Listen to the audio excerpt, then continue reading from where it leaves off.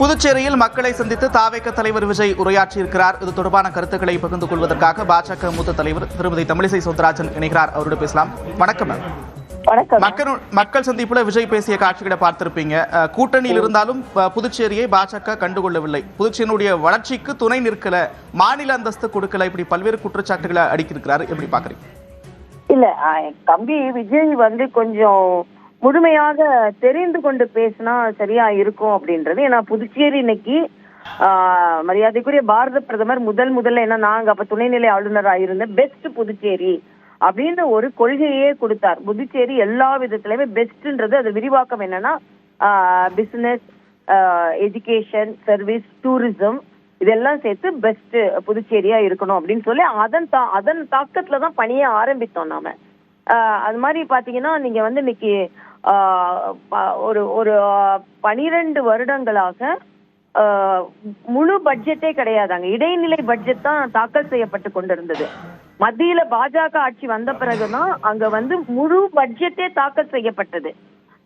அந்த நேரத்துல 2500 கோடி ரூபாய் புதுச்சேரிக்கு உடனே பொருளாதார உதவி செய்யப்பட்டது. ஆக இதுவே ஏன்னா இது அடிப்படையே பட்ஜெட் தான். ஆக காங்கிரஸ் ஆட்சி காலத்திலையும் உங்க கூட்டணியில இருக்கும் போதும் எந்த விதத்திலையும் இடைநிலை பட்ஜெட் தான் கொடுத்து கொண்டே இருந்தார்கள், முழு நேர பட்ஜெட். அதே மாதிரி ஸ்மார்ட் சிட்டி திட்டத்துல புதுச்சேரியை டெவலப் பண்றதுக்காக நிறைய நிதி ஒதுக்கப்பட்டு இருக்கிறது. சிபிஎஸ்இ ஸ்கூல் இன்னைக்கு பள்ளி குழந்தைகளுக்கு பரவலான சமச்சீர் கல்வி வேணும்னு நம்ம இன்னைக்கு வேண்டி கேட்டுக்கொண்டு இருக்கிறோம். புதுச்சேரியில ஏழை மாணவர்கள் கூட படிக்கிறதுக்காக சிபிஎஸ்இ ஸ்கூல் அங்க முழுவதுமாக மாற்றப்பட்டு இருக்கிறது. எனக்கு ரொம்ப மகிழ்ச்சியா இருக்கிறது என்னன்னா, ஏழை குழந்தைகளுக்கு கூட அங்க காலையில அவங்க சிபிஎஸ்இ புத்தகங்களை எடுத்துட்டு போறதுதான். அதே மாதிரி தமிழ்நாட்டுல 7.5 ரிசர்வேஷன் நீட்ல இருக்கிறது மாதிரி 10% ஏழை மாணவர்களுக்கு நீட் ரிசர்வேஷன் உடனே கொடுக்கப்பட்டது. அதனால புதுச்சேரி நீங்க இதுக்கு முன்னால இன்னொன்னு பாத்தீங்கன்னா, புதுச்சேரியில ஒரு தரமான ஆட்சியே இருக்காது, பெரிய பிரச்சனை இருந்து கொண்டே இருக்கும். ஆக புதுச்சேரி மத்திய மாநில அரசுகளோட இணைப்பினால டபுள் இன்ஜின் கவர்மெண்ட்னால நிறைய வளர்ச்சி திட்டங்கள் அங்கே கொண்டு வரப்பட்டு இருக்கிறது என்பதை என்னால ஆணித்தரமா சொல்ல முடியும். துணைநிலை ஆளுநரா பதவி வகிச்சிருக்கிறீங்க, வேலை செஞ்ச அனுபவம் உங்களுக்கு உண்டு. ரேஷன் கடைகளே இல்ல புதுச்சேரியில அப்படின்ற ஒரு குற்றச்சாட்டை முன்வைக்கிறாரு. இல்ல, அது ரேஷன் கடையே அங்க டிபிடி என்று நேரடியாக நம்ம ரேஷன் கடையில என்ன பணம் கொடுக்கிறோமோ அந்த பணம் அவங்களுக்கு போய்விடுகிறது. இது ரொம்ப தவறான கண்ணோட்டம். ஒண்ணுமே கொடுக்கல இல்ல. இப்ப நாம என்னன்னா, இப்ப இந்த காலத்துல ஏன் அப்படி அவங்களுக்கான பணம் அவங்களுக்கு நேரா போயிடுதுன்னா, அரிசி கொடுக்கறது தமிழ்நாட்டுல நீங்க கொடுத்தீங்கன்னா பாத்தீங்கன்னா அவங்க கொடுக்குற அரிசியை பல இடங்கள்ல கொட்டுறாங்க, பல இடங்கள்ல விக்கிறாங்க. ஆனா உங்களுக்கு என்ன தேவையோ, நீங்க சில புழுங்கல் அரிசி சாப்பிடலாம், நீங்க மில்லட் சாப்பிடலாம், சிறுதானியம் சாப்பிடலாம். அதனால உங்களுக்கு என்ன தேவையோ அது வங்கி கணக்குல செலுத்துறாங்க. ஆக இது ரேஷன் கடைக்கு ஒரு படி மேல இது இடைத்தரகர்னால போறதுல அளவு குறைகிறது இல்ல. உங்களுக்கு என்ன வேணுமோ அதை வாங்கிக்கலாம். அதனால ரேஷன் கடைக்கு என்ன பணம் செலவாகுமோ அதை நேரடி பங்களிப்பு மூலமா அவங்க வங்கி கணக்குல செலுத்தப்படுகிறது என்பதுதான் உண்மை. அதே நேரத்தில் என்ஆர் காங்கிரஸை பாராட்டுகிறார், கூட்டணியில் இருக்கக்கூடிய பாஜக மீது குறை கூறுகிறார். விஜயனுடைய அரசியல் கணக்கு என்னவாக இருக்கும் நினைக்கிறீங்க?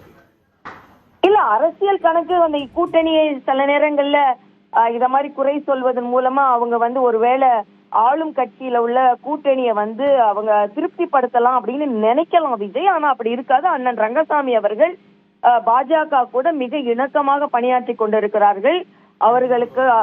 அவர்களின் நிலையை அறிந்துதான் பாஜக, இப்ப நாங்க ஆளுநரா இருக்கும்போது அவர் உண்மையிலேயே மக்களுக்கான பல திட்டங்களை கொண்டு வர முயற்சி செய்யற. தமிழ்நாட்டுல 1000 ரூபாய் கொடுக்கறதுக்கு முன்னாலேயே புதுச்சேரியில 1000 ரூபாய் கொடுக்க ஆரம்பிச்சிட்டோம். அதே மாதிரி மரியாதைக்குரிய பாரத பிரதமரோட கரீப் கல்யாண யோஜனா என்ற இலவச அரிசி திட்டம் புதுச்சேரியில மிக சிறப்பாக செயலாற்றி வருகிறது.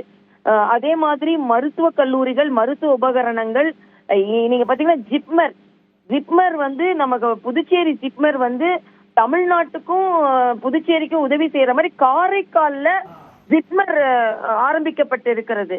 ஆக இது எல்லாமே நீங்க பாத்தீங்கன்னா மத்திய அரசின் உதவியினால் நடைபெற்று கொண்டிருப்பது. அந்த பெரிய ரோடு நீங்க இன்னைக்கு உண்மையிலே நீங்க சென்னையில இருந்து சிதம்பரம் தாண்டி காரைக்கால் வரைக்கும் போய் பாருங்க, எவ்வளவு பெரிய சாலை தமிழகத்தையும் புதுச்சேரியும் இணைக்கிறது என்று பாருங்கள். அதே மாதிரி விமான நிலையம், நான் இருக்கும்பொழுதுதான் விமான போக்குவரத்து இல்லாம இருந்தத விமான நிலையம் இன்று பெங்களூர் ஹைதராபாத் விமான நிலையம் இணைத்துக் கொண்டிருக்கிறது. திருப்பதிக்கு நேரா ட்ரெயின் போக ஆரம்பித்திருக்கிறது. அது இவை எல்லாமே ஒரு சின்ன மாநிலமான புதுச்சேரிக்கு அபரிதமான வளர்ச்சியை கொடுத்து கொண்டிருக்கிறார்கள் என்பதுதான் எனது கருத்து. தம்பி இப்படி பேசுவதன் மூலம் அண்ணன் என்ஆர் காங்கிரஸ் அவர்களே ஒருவேளை அசைச்சு பார்க்கலாம் நினைக்கலாம். ஆனா அது முடியாது. ஏன்னா அண்ணன் நல்ல மக்கள் சேவை புரிபவர். அவருக்கு ஏற்றால் மாதிரிதான் பாரதிய ஜனதா கட்சி செயலாற்றி கொண்டிருக்கிறது என்பது எனது கருத்து. நிச்சயமாக என்ஆர் காங்கிரஸை அசைத்து பார்க்க முடியாது. பாஜக என்ஆர் காங்கிரஸ் கூட்டணி உறுதியாக இருக்கிறது அப்படின்னு சொல்லியிருக்கீங்க. இணைப்பிலிருந்து கருத்துக்களை பகிர்ந்து கொண்டமைக்கு நன்றி திருமதி தமிழிசை சவுந்தரராஜன்.